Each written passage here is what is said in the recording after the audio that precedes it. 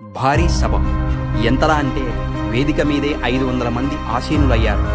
లక్షలాది మందితో తాడేపల్లిగూడెంలో తెలుగుదేశం పార్టీ మరియు జనసేన కలయికతో తొలి జెండా సభా ప్రాంగణం పోటెత్తింది. 2 కిలోమీటర్లకు పైగా నడిచి వచ్చారు జనం. సరిపోక బయట రోడ్డు మీద కిలోమీటర్ల కొద్దీ నిలిచిపోయాయి వాహనాలు.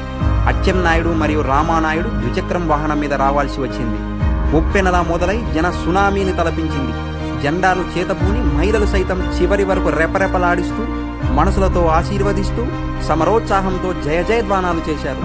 ఈ ఉమ్మడి పార్టీల సభను ఆయా పార్టీల యూట్యూబ్, సోషల్ మీడియాల ప్రత్యక్ష ప్రసారాలలో వీక్షించిన జనం టీడీపీ అధినేత చంద్రబాబు, తెలుగుదేశం పార్టీ, టీడీపీ, జనసేన పొద్దున ప్రింట్ మీడియాలో వచ్చిన వివరాలు చూసి యావత్తు ఆంధ్ర ఉప్పొంగింది. ఇది మార్పునకు సంకేతం. నిన్నటి జనహృదయ నేతల జెండా సభతో రాబోయేది తెలుగుదేశం పార్టీ మరియు జనసేన ప్రభుత్వమేని సామాన్యుడికి సైతం అర్థమయ్యింది.